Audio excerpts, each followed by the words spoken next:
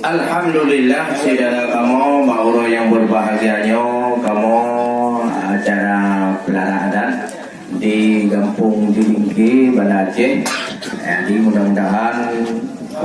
adat istiadatnya sampai terjaga. Yang ada akan plan lintu baru yang truk dari Lamrung.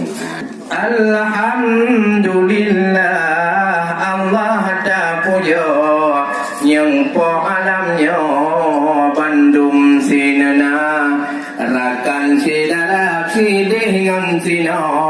nedengo kamu bahdonya maya. Alhamdulillah, Tuhan mengkata rahman umumo dari yang kuasa. Adat istiadat mehat hai ado rata juk sago ka urang jaga di Banda Aceh berehan bago ni ba uronyo kamu semapa terimong lintu baru rakan ukuno ni ba uronyo untuk troh teka segalam troh jamet tente rumahnya adat di sini mono ke cara dum urang kampung kalung yang toto wali dam dudo sidara lingka baju budile tente urangnya olehnya nai ado kala injara kata terimong jame tente sokono Bandung getanyo menan ke cara adat istiadat gotat di sini wahi ado sabi jaga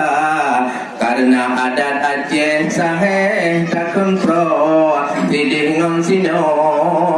tetap terjaga walau dilingki bawah hati kamu kadang kampungnya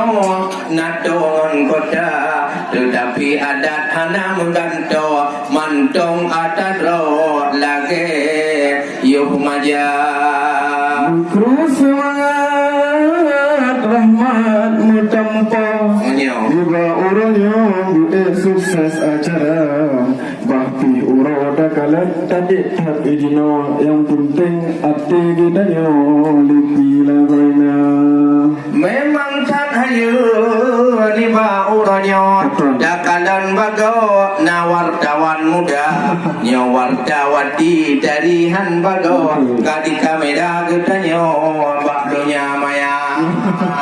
aleh tiaran langsung rakan lun lagi nyo aleh untuk adiknya di kalon-kalon saja tetapi yang penting anak getanyo adat lagi nyo kadiji jawa yang thang bak lun kalam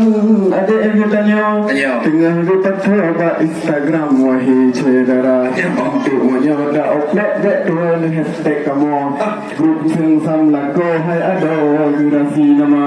ya oleh karena demikian nyo sebagai tes saudara kamu fresh atu akan terus lintu baru kita mulai dengan adat betul yang rono nonton sampai melalui YouTube Sung Samlako dan media host mudah-mudahan dan juga YouTube Jamu Samlako seni tradisi adat budaya Marwah Kapuo Aceh mulia. Sekian.